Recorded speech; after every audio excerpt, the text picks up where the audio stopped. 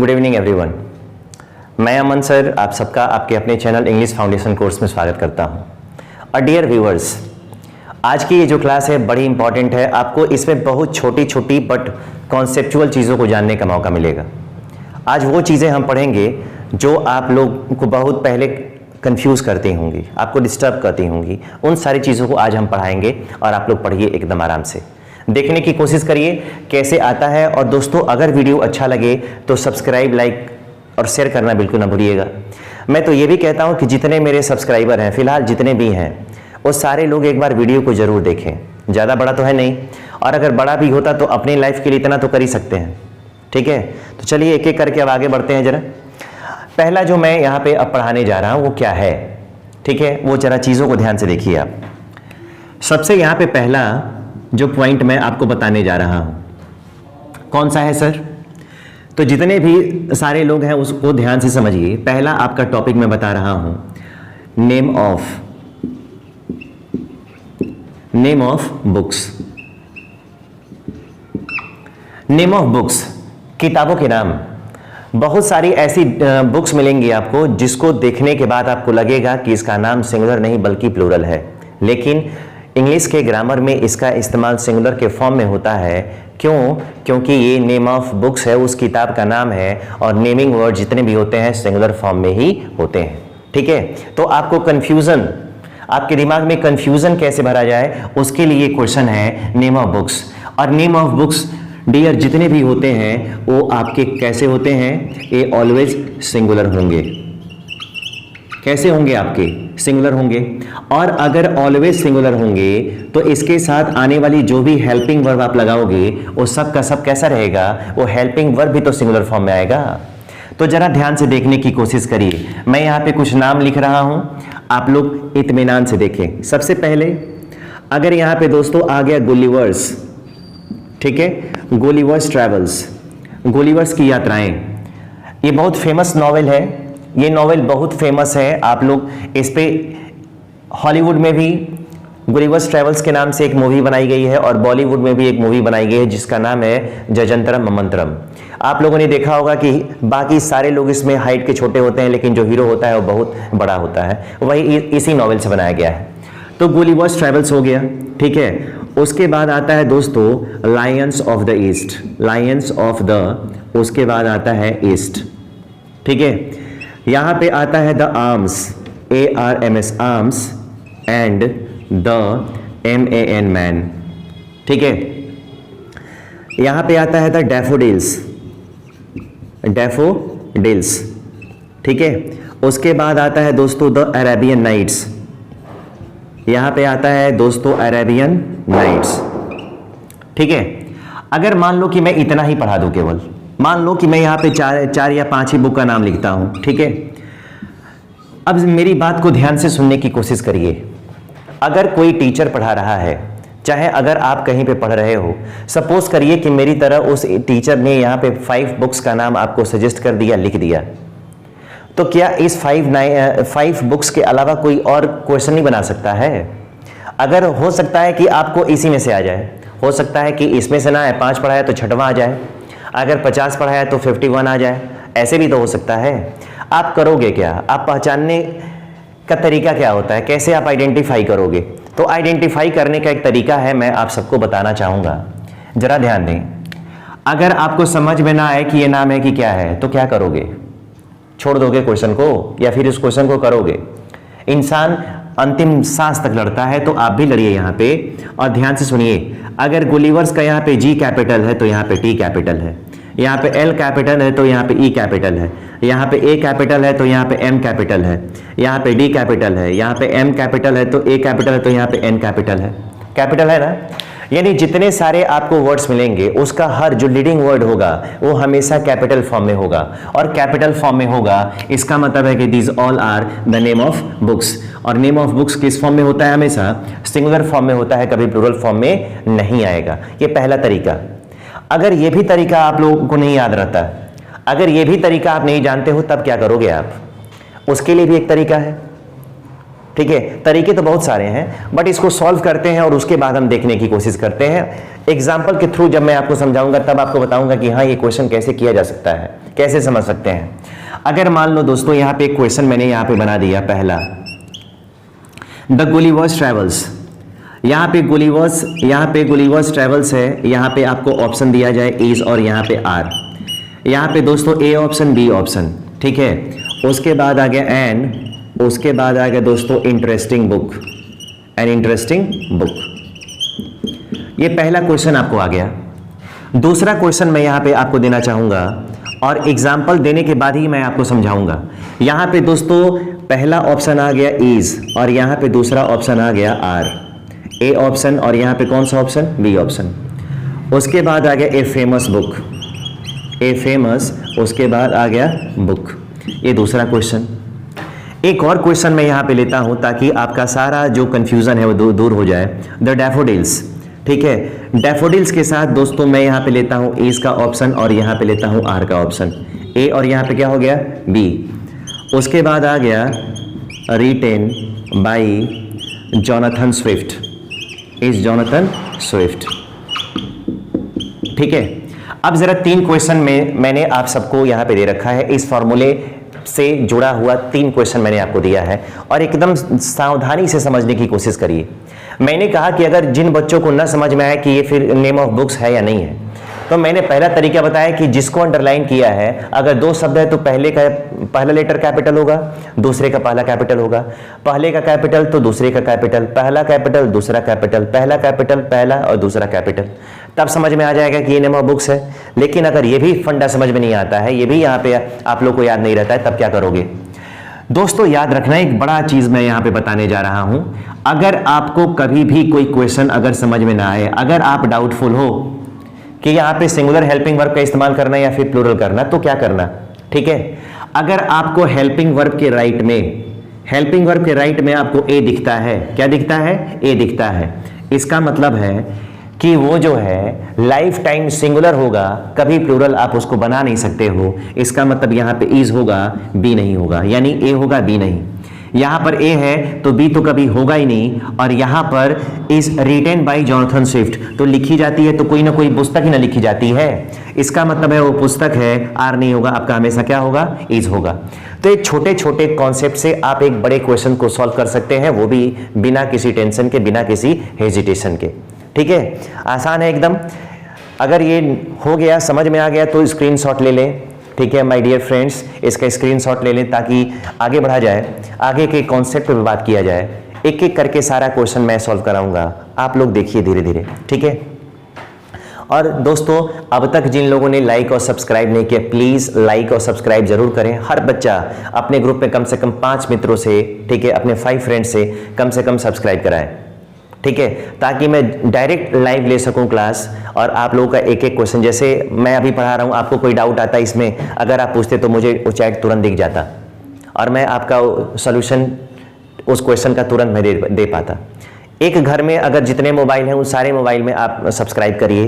कोई भी स्टूडेंट्स है अपने घर के सारे मोबाइल में सब्सक्राइब करें।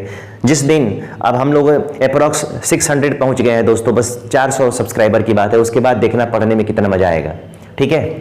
अगर ये हो गया तो जरा मैं आगे बढ़ता हूं, ठीक है, एकदम हो जाएगा, धीरे धीरे बढ़ ही रहा है, कम नहीं हो रहा है, ठीक है। अब जरा ध्यान दें, अब जरा मैं दूसरे क्वेश्चन की बात करता हूं यहां पे, ठीक है। दूसरा क्वेश्चन कौन सा आएगा दोस्तों? ये जो दूसरा क्वेश्चन आता है उसको जरा ध्यान से सुनिए। सबसे पहले मैं यहां पे लिखता हूं name of disease. Name of क्या लिखूंगा दोस्तों? Name of disease. डिजीज का मतलब होता है बीमारियों के नाम। कौन सा होता है दोस्तों? ये होता है बीमारियों के नाम। और जितने बीमारियों के नाम होते हैं, my dear friends and my dear viewers, always singular होगा। कैसा होगा? वो ऑलवेज सिंगुलर होगा। और अगर सिंगुलर होगा तो उसके साथ आने वाली जो भी हेल्पिंग वर्ब आप लगाने वाले हो, जो लगा सकते हो, वो हेल्पिंग वर्ब भी किस फॉर्म में रहेगा? तो हेल्पिंग वर्ब भी दोस्तों सिंगुलर फॉर्म में ही आएगा, ठीक है। कैसे, जरा उसको मैं समझाता हूं आपसे। अब जरा ध्यान से समझिए और देखिए। अगर मान लो, पहले तो ये जान लो कि नेम ऑफ डिजीज क्या है। तो नेम ऑफ डिजीज तो बहुत सारी है ना, इस पूरे संसार में बहुत सारी बीमारियां हैं, ऐसी सारी बीमारी हैं जिसका डॉक्टर भी नाम नहीं जानता होगा। हम लोग तो खैर टीचर, आप लोग स्टूडेंट्स हैं, फिर कैसे हम पता करेंगे और इंग्लिश में इसको कैसे हम डिफाइन करेंगे। तो इंग्लिश ग्रामर एक ऐसा एरिया है, एक ऐसा फील्ड है जिसमें आपसे क्वेश्चन ना, जहाँ पे कन्फ्यूज़न हो सकता है वही क्वेश्चन है, बाकी क्वेश्चन नहीं है। जहाँ पे कन्फ्यूज़न हो सकता है वही क्वेश्चन है। तो हमें इस टॉपिक में ऐसी बीमारियों के नाम से मतलब है जो देखने में प्लूरल लगे, जो देखने में प्लूरल लगे, उसमें एस ई एस लगा हुआ हो, आई एस लगा हुआ हो, ऐसे नाउन से हमको मतलब है। ठीक है, कैसे, जरा मैं आपको दिखाता हूं। जैसे सपोज करिए यहाँ पे लिखा गया है AIDS, एड्स, एस लगा हुआ है ना, तो एड्स यहाँ पे लिखा है, इसमें एस लगा है, तो बहुत सारे बच्चों को कंफ्यूजन होगा कि यह एड्स सिंगुलर फॉर्म में है कि प्लूरल फॉर्म में। सपोज करो अगर ही डजंट नो, वो नहीं जानता है, तब क्या करोगे आप, एड्स हो गया। उसके बाद आ गया मम्स, MUMPS, मम्स। उसके बाद आ गया दोस्तों रिकेट्स, क्या गया, रिकेट्स। उसके बाद दोस्तों आ गया यहाँ पे रेबीज। उसके बाद दोस्तों आ गया यहाँ पे डायबिटीज, क्या गया, डायबिटीज। एस लगा है, एस लगा है, एस लगा है, ES IES लगा है, ठीक है, एस लगा है, ठीक है। उसके बाद क्या आता है, ठीक है, डायबिटीज हो गया, ठीक है, मम्स हो गया, रिकेट्स हो गया, रेबीज हो गया, एड्स हो गया, ठीक है। ऐसे ही नेम ऑफ डिजीज, ऐसे नाम आए जो आपको लगे कि वो क्या है, देखने से लगे कि प्लूरल है, जो देखने से लगे कि प्लूरल है, बट वो होगा कैसा, वो आपका होगा सिंगुलर, क्योंकि ये नेम ऑफ डिजीज है दोस्तों, ये नेम ऑफ डिजीज है। और नेम ऑफ डिजीज है तो क्वेश्चन कैसे करेगा, कैसे आपके सामने वो रखेगा। जैसे मान लो यहाँ पे लिख दिया जाए AIDS, एड्स, यहाँ पे ऑप्शन भरने के लिए इज आया हो और यहाँ पे क्या आया हो, आर, ए ऑप्शन, और यहाँ पे कौन सा ऑप्शन, बी ऑप्शन, ठीक है, ए। और उसके बाद आ गया फेटल डिजीज, क्या आ गया दोस्तों, ये आ गया फेटल डिजीज। एड्स एक जानलेवा बीमारी है, एड्स एक जानलेवा बीमारी है, पहला क्वेश्चन। अगर दूसरा क्वेश्चन लिख दिया जाए, क्वेश्चन तो कैसे भी करके दे सकता है, पहले आप ये बताओ कि ये सिंगुलर है कि प्लूरल है।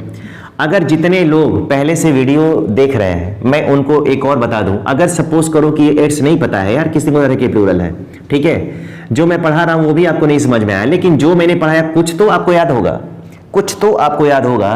तो आपको मैंने बताया कि अगर कभी भी हेल्पिंग वर्ब के राइट में अगर ए और एन आपको दिखाई देता है, मतलब वो लाइफ टाइम सिंगुलर ही होगा, कभी प्लूरल होने वाला नहीं है। इसका मतलब है यहाँ पे आर नहीं होगा, यहाँ पे कौन सा होगा, इज होगा। आ गया समझ में, ऐसे आप क्वेश्चन बनाओगे यार। अब जरा ध्यान दो, अगर यहाँ पे पहला क्वेश्चन हो गया तो दूसरा क्वेश्चन मैं लिख देता हूं। अगर यहाँ पे क्वेश्चन आ गया ही इज, यहाँ पे दोस्तों आ गया suffering, he is suffering from, ठीक है। एक और बीमारी होती है जिसका नाम मैंने नहीं लिखा है, मीजल, और यहाँ पे दोस्तों लिख दिया MEASLES, मीजल्स। आपके सामने दो नाम है, ठीक है। इस बीमारी में मैंने वो नाम नहीं लिखा, ठीक है, लेकिन मैं यहाँ पे लिख देता हूँ MEASLES, मीजल्स, ठीक है। ये भी एक नेम ऑफ डिजीज है। अगर नेम ऑफ डिजीज है तो क्वेश्चन दूसरी तरीके से कैसे बना के दे सकता है आपके सामने, यहाँ पे आके ही सफरिंग फ्रॉम, वह ग्रसित है, वह पीड़ित है, किससे। और एक और याद रखिएगा, सफरिंग एक ऐसा वर्ब होता है जो अपने साथ प्रीपोजिशन हमेशा फ्रॉम ही लेता है, ठीक है, सफरिंग फ्रॉम, ठीक है। अगर यहाँ पे एस लगा हुआ है तो दोस्तों न इसका एस हम हटा सकते हैं, न अलग से इसमें SES IS हम लगा सकते हैं। इसका मतलब है कि ऑप्शन नंबर ए गलत है और ऑप्शन नंबर बी क्या है, करेक्ट है। एकदम आसान रहता है, कहीं कोई दिक्कत नहीं होती है। अगर मान लो एक लास्ट क्वेश्चन और लिया जाए यहाँ पे, अगर दोस्तों यहाँ पे लिख दिया जाए डायबिटीज, क्या ले लिया जाए, डायबिटीज हो गया। उसके बाद यहाँ पे आ गया इस और यहाँ पे आ गया आर, ठीक है। डायबिटीज अगर आपको लगे कि सिंगुलर है तो ए लगाइए, लगे आपको कि ये प्लूरल है तो आर लगाइए। उसके बाद आ गया ए डेंजरस डिजीज, चाहे ए डेंजरस, ठीक है, डिजीज, ठीक है। अब जरा आप यहाँ पे क्वेश्चन बताइए कौन सा ऑप्शन सही है, ऑप्शन नंबर ए या ऑप्शन नंबर बी। आप आराम से देख सके, सॉरी यहाँ पे आप डेंजर कर लीजिए, ठीक है, आप यहाँ पे डेंजर कर लीजिए, एडजेक्टिव हो जाएगा, ये नाउन हो जाएगा, ठीक है। उसके पहले आर्टिकल हो जाएगा, करेक्ट है आप, ठीक है, बहुत बढ़िया। अब जरा यहाँ पे बताइए क्या होगा, ये वाला फॉर्मूला फिर काम करेगा। अगर राइट में ए है, इसका मतलब है कि कभी आर नहीं होने वाला है, क्या होने वाला है, ए होने वाला है। आराम से, एकदम आराम से आप क्वेश्चन को सॉल्व कर सकते हैं, भले ही आप उसका पूरा सीक्वेंस नहीं समझ पाए हैं। ठीक है, बहुत आसान है, देख सकते हैं, आराम से इसको कर सकते हैं, सॉल्व कर सकते हैं। इंग्लिश फाउंडेशन है ये। जितने बच्चे ऐसे सोचते हैं कि हमको इंग्लिश नहीं आ सकता है, उन सारे बच्चों को इंग्लिश सिखा देना मेरी गारंटी है। लेकिन गारंटी तब होगी जब आप रेगुलर रहोगे, शुरू से लेकर लास्ट तक वीडियो देखोगे। एक बार अगर नहीं समझ में आता है तो दोबारा वीडियो देखो, तिबारा वीडियो देखो, लेकिन आपको आ जाएगा, इतनी श्योर गारंटी है। ठीक है, जितने लोग नए हैं, जितने लोग सब्सक्राइबर धीरे धीरे बढ़ रहे हैं, उन सारे लोगों से मैं रिक्वेस्ट करूंगा कि जितने भी पहले की वीडियोस हैं, उन सारे वीडियोस को आप पीछे से देखते रहिए, कवर करते रहिए, और तब आप आगे बढ़ते रहिए। आपका सारा का सारा कॉन्सेप्ट क्लियर हो जाएगा, दूर हो जाएगा। ठीक है, चलिए, अगर ये हो गया, अगर दोस्तों ये हो गया तो ज़रा मैं इसको अब डस्ट करूँगा, और डस्ट करने के बाद अब ज़रा हम चलते हैं अगले कॉन्सेप्ट पे। ये जो कॉन्सेप्ट है बहुत बेहतरीन कॉन्सेप्ट है। ठीक है, ध्यान दीजिएगा, जो मैंने पढ़ाया है आप लोग खुद ही उस क्वेश्चन को सॉल्व कर सकते हो, लेकिन देखता हूं कितने लोगों का प्रेजेंस ऑफ माइंड काम करता है। अगर दोस्तों यहां पे कोई आ गया नंबर, क्या आ गया, नंबर। यहां पे आ गया कोई डिस्टेंस, क्या आ गया, डिस्टेंस आ गया। अगर कोई यहां पे दोस्तों आ गया वेट, क्या आ गया, वेट। तो कोई नंबर हो, डिस्टेंस हो, वेट हो। ठीक है, अगर ये आता है, कितना भी हो, ठीक है, कितना भी आता हो, मैं आपको बता दूं। ठीक है, कैसे करोगे, अब जरा ध्यान दो। अगर दोस्तों यहां पे हेल्पिंग वर्ब आपको भरनी हो, अगर आपको हेल्पिंग वर्ब भरनी हो, और हेल्पिंग वर्ब के राइट में अगर ए रहेगा और एन रहेगा, ठीक है, दोनों में से कोई रहेगा, तो ये हेल्पिंग वर्ब दोस्तों कैसा रहेगा, ये आपका हेल्पिंग वर्ब सिंगुलर ही रहेगा। कैसा होगा, सिंगुलर होगा, ये आपका सिंगुलर होगा। लेकिन अगर इसी कॉन्सेप्ट को मैं आगे लेके चलता हूं, अगर दोस्तों यहां पे कोई नंबर आ गया, क्या आ गया, नंबर। अगर दोस्तों यहां पे आ गया कोई डिस्टेंस, और यहां पे अगर दोस्तों कोई आ गया वेट, सेम टू सेम एकदम यही है, कोई बदलाव नहीं किया मैंने। उसके बाद यहां पे आपको ऑक्सिलरी वर्ब भरने के लिए मैं दे रहा हूं, और ऑक्सिलरी वर्ब के राइट में ना सब कुछ फ्लैट हो, लास्ट में ले जाके फुल स्टॉप कर दिया हो, ए एन को यहां से क्या कर दे, गायब कर दे। आप देख सकते हो कि यहां पे 3 लोग हैं, यहां पे 3 लोग हैं, हेल्पिंग वर्ब है, हेल्पिंग वर्ब है राइट में, बट ए एन को मैंने क्या कर दिया है, ए एन को दोस्तों मैंने गायब कर दिया है। इसका मतलब है कि जब ए एन गायब हो जाएगा तो ये सारे लोग किस फॉर्म में हो जाएंगे, वो सारे लोग अब प्लूरल फॉर्म में हो जाएंगे, ये सारे के सारे आप प्लूरल फॉर्म में हो जाएंगे। ठीक है, कैसे काम करेंगे जरा देखिए। अगर दोस्तों पहला क्वेश्चन मैं आपको देता हूं, अगर मान लो यहां पे लिख दिया जाए 20, क्या लिख दिया जाए, 20, MILES माइल्स, यहां पे आ गया इज, और यहां पे आ गया दोस्तों आर, ए और ऑप्शन नंबर बी हो गया ए, और उसके बाद आ गया डिस्टेंस। ये पहला क्वेश्चन है। ठीक है, ये पहला क्वेश्चन है। और अगर पहला क्वेश्चन अगर दोस्तों अगर आपने कर लिया, तो जरा इसी क्वेश्चन को 2 नंबर में करके समझाता हूं। अगर यहीं पे लिख दिया जाए दोस्तों 20, और यहां पे लिख दिया जाए MILES माइल्स, यहां पे दोस्तों इज है और यहां पे आर है, ए और बी का ऑप्शन, और उसके बाद आ गया स्मॉल डिस्टेंस, स्मॉल डिस्टेंस। ठीक है, अब जरा आपको इस दोनों क्वेश्चन के नेचर को समझना है कि दोनों क्वेश्चन में डिफरेंसेस कितने हैं, क्या है। ठीक है, मैंने जानबूझ के नहीं लिखा है, हो सकता है कि कट जाए, ना आ रहा हो। अब जरा देखो, यहां पे 20 माइल्स है ना, 1 मील में 1.6 किलोमीटर होता है, 1.6 kilometre, that means 32 kilometres. Is लगाओगे, इन सबके साथ इज लगाना पसंद करोगे, इन सबके साथ आर लगाना पसंद करोगे। राइट में क्या है, तो राइट में आपको दिखाई देगा ए है, और सब कुछ वही है, तो यहाँ पे 20 माइल्स है, यहाँ पे आपको इस भी लगाना है, यहाँ पे आर भी लगाना है, लेकिन ए नहीं है यहाँ पे, आराम से देख सकते हैं। अगर आप देख सकते हो माय डियर फ्रेंड्स, तो आप देखो अगर राइट में ए एन है, इसका मतलब है कि वो जो ऑक्सिलरी वर्ब आने वाली है वो किस फॉर्म में आएगी, सिंगुलर फॉर्म में, तो यहाँ पे आर नहीं होगा, यहाँ पे क्या होगा, इज होगा। और अगर यहाँ पे ए एन गायब है, इसका मतलब इज नहीं होगा, यहाँ पे आपका आंसर क्या होगा, आर होगा। देख सकते हो ना, बहुत मजेदार है, बहुत कॉन्सेप्चुअल है। अगर जो बच्चे पढ़ने वाले होंगे उनको, उनके लिए बहुत बेनिफिशियल होगा। अगर मान लो यहाँ पे लिख दिया जाए FOURTY 40, उसके बाद आ गया किलोग्राम्स, 40 किलोग्राम्स, ठीक है। एक से आगे बढ़ोगे तो प्लूरल हो जाता है, तो मैंने दिया 40 किलोग्राम्स, यहाँ पे आ गया इज और यहाँ पे क्या गया are. Option number A, option number B A. उसके बाद आ गया HEAVY heavy weight, heavy weight, ठीक है। अब जरा आ गया, अगर आप इसके साथ इज भी लगा सकते हैं, इसके साथ आप आर भी लगा सकते हैं, लेकिन इसके साथ राइट में क्या दिया है, ए दिया है ना। और जब भी राइट में एन हो तो हेल्पिंग वर्ब किस फॉर्म में आती है, हेल्पिंग वर्ब सिंगुलर फॉर्म में आती है, याद रखिएगा। और इसी क्वेश्चन को ये अगर ऐसे कर दे, यहां पे लिख दे FOURTY 40, उसके बाद आ गया दोस्तों किलोग्राम्स, क्या आ गया, किलोग्राम्स। अगर यहां पे आ गया इज और यहां पे क्या आ गया are, option number A, option number B, और उसके बाद आ गया वेरी, उसके बाद आ गया हैवी, उसके बाद आ गया फॉर, उसके बाद क्या आ गया मी। अब जरा आप आराम से करिए, इसको देख के बताइए। इसके राइट में ए था तो सिंगुलर हो गया, लेकिन इसके साथ आप इज लगा सकते थे, इसके साथ आप आर लगा सकते हैं, बट राइट में ए एन नहीं है ना। राइट में ए एन नहीं है, इसका मतलब इज नहीं होगा, यहाँ पे क्या होगा, आर होगा। तो ऐसे करके अगर मान लो एक छोटा सा क्वेश्चन मैं और देता हूं, ठीक है, एक छोटा सा क्वेश्चन और देता हूं।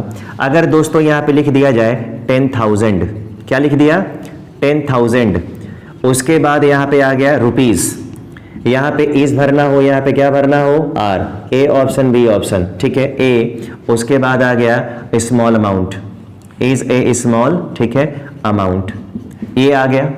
और दूसरा इसी का अपोजिट मैं क्वेश्चन दे देता हूं। अगर मान लो यहाँ पे आ गया 10,000, क्या आ गया दोस्तों, यहाँ पे आ गया 10,000, उसके बाद यहाँ पे आ गया रुपीज, यहाँ पे इस का ऑप्शन, यहाँ पे आर का option, A option B option, और उसके बाद आ गया स्मॉल अमाउंट, क्या गया स्मॉल अमाउंट। अब आपको क्या करना है, आप कमेंट करके बता सकते हैं। इतना तो देख लिया आपने, अब इतना देखने के बाद आप इजीली क्वेश्चन कर सकते हो। अगर करोगे तो क्या होगा, आपको यह भी पता है कि राइट में ए है, इसका मतलब है कि इसके साथ ए पे ही जाना है हमको, आर के साथ नहीं जाना है, ठीक है। इसके साथ जाना है हमको, आर के साथ नहीं जाना है, बट ठीक है आपको वही क्वेश्चन है बट ए को हटा दिया, तो आप अब इसके साथ नहीं जाना, आपको किसके साथ जाना है, आर के साथ जाना है। ये सारा कॉन्सेप्ट बड़ा आसान है और आप देख सकते हैं कि एक एक कॉन्सेप्ट करके कितना आसानी से आपको समझ में आ रहा है। बट अपनी आंखों को कानों को खोलकर रहिए, कॉपी पेन लेके बैठिए और आप चैप्टर वाइज नोट्स बनाइए, ठीक है। चलिए आज की क्लास कैसी रही, आपको जो मैंने पढ़ाया वो समझ में आया कि नहीं आया, कमेंट करके प्लीज़ ज़रूर बताइएगा। और एक बार और रिक्वेस्ट करना चाहूँगा, ठीक है मेरे प्यारे विद्यार्थियों, इस चैनल को जितना अधिक शेयर कर सको उसको शेयर करो। अपने घर में जितने सारे सेलफोन हैं उन सारे सेलफोन में, ठीक है, यूट्यूब में जाके मेरे चैनल को सब्सक्राइब करो, सर्च मारो, ठीक है। और लाइव जरूर आओ, शुरू से लेके वीडियो लास्ट तक जरूर देखो, बीच में छोड़ के उसको ना जाओ, ठीक है। एकदम यकीन मानो, जिस दिन कंप्लीट लाइव शुरू हो जाएगा उस दिन से देखना पढ़ने में कितना मजा आएगा आपको, उस दिन से असली मजा आपको तब आएगा, ठीक है। और बाकी जितने सारे स्टूडेंट्स होंगे उनमें और आप में बहुत, ठीक है, बहुत अंतर आएगा, बहुत डिफरेंस आएगा। आप जितने सारे क्वेश्चंस करोगे ना वो एकदम आपको मजा आने लगेगा करने में। कल या परसों जो मैं क्लास लूँगा वो 2 दिन की क्लास होगी, बड़ी क्लास होगी और लगभग 1 घंटे की क्लास होगी, क्योंकि वो टॉपिक बड़ा है, वो टॉपिक बड़ा है और बेहद इंपॉर्टेंट है। वो सारी चीज़ों पे हम बात करेंगे, लेकिन आज की क्लास इतने पे स्टॉप करना चाहेंगे। माय डियर फ्रेंड्स, आप इतने देर तक आए, हमारे साथ जुड़े, अपना समय दिया हमें, ठीक है, उसके लिए मैं आपको एक बार और थैंक यू बोलना चाहता हूँ। मिलेंगे कल एक नेक्स्ट टॉपिक के साथ, तब तक के लिए आप सबको गुड नाइट।